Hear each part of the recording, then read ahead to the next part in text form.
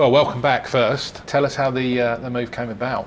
Quite quickly a bit. Obviously I'd been in contact with John Moran a bit. I came and visited the training ground before COVID a long time ago just to have a look at the setup, and I seen Crofty, and then obviously there was a change of manager. Crofty came in, and it was just being in contact and seeing if there was going to be a role coming up, and I came in and I spoke to John. I met Crofty and Shannon again, and then I met Dan for a good chat, and I ended up back here after that. So it kind of happened pretty quick, that sort of things. But not coming back, it's great to be back, and just to see how progressive and how much the club has come on and moved on. It was a no-brainer to come back. I guess even having been part of that team that played at the stadium, to come into this place, it's changed wholesale, I guess, even in the short period of time you've been away. Yeah, it's had massive changes. Obviously I was here for the Whitby, or from the Whitby into the Amex, and then I'd left just before the training ground was built that year, so to come back and see it, and I know their class in this bit is the old part, but they've obviously extended it on, and you see what they're doing with the women's training ground. So I couldn't believe the size of it again when I came back with the changes that are here, and it's a great place to come to work every day. I'm getting to sample a bit of both, of being out there and coaching, so it's a great opportunity. Obviously the role was a role that Andrew Crofts took on first and played, as well as doing a bit of coaching. How much of a carrot is that to be able to keep playing? I think that's one of the big pulls as a player. Obviously I'm not getting any younger, but you still have that hunger and desire. I was still playing at a good level, and I'm still able to play, and have a lot to offer still. So from that side of it, I'm delighted to be able to come in and train, but my main job is to help and develop the boys that are here, and obviously I can step in and do days coaching when I want, but I want to try train as much as I can and be available for Crofty as much as I can. I won't be knocking on his door asking why I'm not playing, but I'm here to help them, first of all the players, and then help Crofty and Shannon as much as I can as well off the pitch. Obviously, having seen Crofty fulfil that role, how important is that as a young player, thinking back to when you were developing, to have that experienced head alongside you that can give you those words of wisdom? I think it's a fantastic role. It's such a forward-thinking role as the club, and it's another help or stepping stone for the younger players to have somebody there, as you said, that can maybe see something on the pitch that the manager can't get across at the time, and I'm there to help them, or in situations where they mightn't be as vocal, helping them on the pitch, organising a bit. But for me, looking at it as a player's point of view, I'd have loved that straight away. Is you've got someone that's played, obviously Crofty, and then I'm in there helping them, training every day and trying to set standards and try to get them into good habits and show them what it takes to get to the next level, because that's their job, to try produce them for the first team. So it's a great role. Obviously I'll be learning the opposite side of it as well with more the coaching, but it's a fantastic role, and hopefully it will be a big benefit to the boys. And long term, is that the plan, to get the badges, qualify, move on through the sort of coaching structure? I've always been quite proactive with that. I started my badges quite young. I've had my A licence now last 3 or 4 years. I've been doing a lot of coaching at my previous club with the reserve, so I've always had my eye on it. I've always taken notes and jotted down sessions, the ones that I did like over the years, so I've always been interested in it. I've always been that type of player anyway. I was never the most athletic player or a big athlete, so I've always had to use my brain a bit more, so I think that'll work out quite well for me in the coaching side of things. I've always been a thinker of the game, so hopefully I can bring that part of it to the club, what I've learned. And there's so many good people here to learn from. Obviously you've Crofty, you've got John, you've got Ian Buckman up there, you've got Shannon. They've got so much experience up there. Obviously gonna probably get my hands dirty with, probably help out a little bit with the 16s up as well. I want to try to learn as much as I can from all the people that are already in the building. And looking at the squad of players here, obviously we've seen a number of players develop and come through that 23s route. How have they caught the eye so far? Yeah, I think you look at that, and you look. I know the stats they had. They had 30% of the minutes in the Premier League. It's the highest in the Premier League, and the pathway they have here for the young players. You've got a bucket load more that you've probably had in the first team, and are looking to get there. And for me, looking from the outside in, which I have done for so long, how the club works now that I'm on the inside, it's no surprise to me that the care and the detail that goes into every individual here. It's not so much one or two.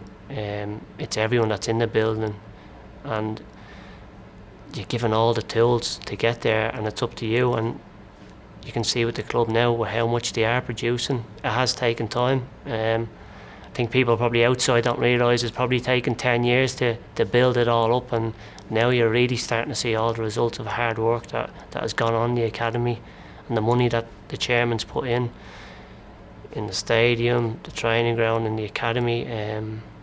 It was only Vic and a bag of balls and Hinch last time I was here in the youth team, and you can see the amount of staff now and everything that's come on, and I'm obviously delighted to be part of it. And as I said, there's so much to learn from all the good people that they already have in the building. And you're teaming up with your old midfield partner in Andrew Crofts. Yeah, no, it's great to link up with Crofty. I had to have a giggle. He said there was no tackling allowed in training, and I looked at him as if to say, you used to smash everyone first 2 days of training. But no, it's great to see Crofty. He's obviously been here for 2 years, and you can see how much he's learned, how he presents to the group. He's getting his ideas across, and the first few days have been brilliant, and I'll definitely be calling him Gaffer anyway, not Crofty around the lads. Some old habits die hard. Reflecting on that time when you were here at the club, obviously you mentioned it. Was that one of the highlights, the high points of the career? Yeah, I think I look back and probably did have the best time in my career with the training or with the dressing room we had. But I think I'll always look back on the first game at the Amex. I wasn't a Brighton fan. I didn't know too much about Brighton until I came here, and then we've all seen it and heard about it with the lead up to the Amex. And I remember just coming back for the pre-season thinking I want to be in the team for that first day, because it's going to go down in history at this club with everything that's gone on in the past. And to be part of it that first day, it'll always live with me. Obviously we'd won the league, we'd great times, but to be part of that, and just the way the game ended, it was a terrible game. We didn't play great, but we won, and I just remember the place literally lifting off when we scored, and Buck scored in the last minute. And yeah, I think that's up there with me. I've won things and had promotions, but that day it was just a special day all around. I don't think people remember how bad the game was, but to come out and win it, and I think it was just fitting how it was done. The struggle the club had, I think it summed it up that day. We struggled that day in the game, and we came out the other side, and it's a day that'll live long in my memory. Does that still get the hairs on the back of your neck up? Yeah, talking I think about it now. Unbelievable day. I had all my family here as well, and all the flags were out that day. I remember it like it was yesterday, to be honest with you. And then coming off the pitch, and the atmosphere was second to none. And it's a day, as I said, that I'll drive past it with my kids, and they've no interest, the two girls I have about, and I'm trying to explain to them, but I'm sure one day they'll appreciate it. But it's great to be back, and it's great to see how much the club has progressed. I think even when the chairman came in back then, you could see this club was only going to go one way. It might have had a few bumps in the road along the way, but it was never going to go backwards. And you can see now it's still going forward. Two sort of key points that you played a part in laying those foundations were, one, staying up that first season you came. I don't think people realise how important that was. What were your memories of that running of that season? You came late and were a big part of the Great Escape. Yeah, I think it was 8 games I was in for. I'm sure we were 8 points adrift or something like that. And I came in the first few games, they were a bit scrappy, and then we looked dead and buried again, and then we went on a big run. We had Colchester away, Hereford away, I'm sure it was, yeah. Bristol Rovers away. And then I was able to play against my parent club, Stockport, who hadn't put in the clause that I was able to play. Yeah, didn't they? got abuse off the manager for playing that day. He hung up on me, and then it's a strange old game how it happens. I ended up playing that day, and I won't forget that day either. It was had my family down, everyone was running on with buggies, there was all sorts going on in the Whitty, and that day there was a massive pitch invasion. So I don't think the club, maybe the club might have took a hell of a lot longer to probably get to where it was if we hadn't have stayed up. I think it was crucial that we stayed up, and obviously the chairman came in then and completely changed everything from that pre-season, from the get-go. So no, I think that was a vital part, as you said, and then getting promoted for the first year in the Amex and selling out straight away. I think people were more surprised that we'd gone from the Whitty, and people think you're not going to sell out that stadium, but the fan base down here is fantastic, and I don't think you'll ever see a game where it's not sold out. And that promotion year, what were your memories of that year? It was some of the football that was played, and the results and the games were just off the scale. Brighton fans hadn't seen anything of the like for a long time. Yeah, I think the style of football, I touched on the group we had the dressing room was brilliant. I think you ask anybody that was in that dressing room, we had a bit of everything. A lot of characters. Start getting a few more. The Spanish boys were coming in, and we had such a good blend, but there was never cliques or little groups or anything like that. We'd done everything together, and it was such a good team to be part of, and obviously the style of football. I remember going to certain grounds. I don't think anyone gave us a chance to win the league that year. You had Southampton, Charlton, all the big teams that were spending big money, and we blew them out of the water, to be honest with you. And I did. I think that helped. Obviously, we didn't really speak about getting to the Amex and getting promotion that year. It wasn't really spoke about in pre-season. It was, we do our job, we'll see where we'll end up, and to have that carrot at the end of it, to win a league, and then knowing you're going into that stadium was special. It was a great time to be part of, and probably the best period that I probably played and enjoyed with the style of football that suited me. It's great to see now. Obviously, I seen Donkey. He's got a few grey hairs now compared to when I last seen him, and Solly that are still here. So how they've come on with the club, and it's great. Surprised how well they've done, or did you always see that ability to produce that level at the top level? I'm just surprised he's probably not in the Euro squad, if I'm being honest. I think you look at what's there, and people talk about wanting to play out from the back and stuff like that. Donkey was doing that at 16. It's always probably been his biggest tool for me is his range of passing, how he can see things stepping out with the ball. And no, it's not surprised me. He's grown up a lot. He's matured a lot. Gets better with every Exactly. year. He looks physically bigger and stronger.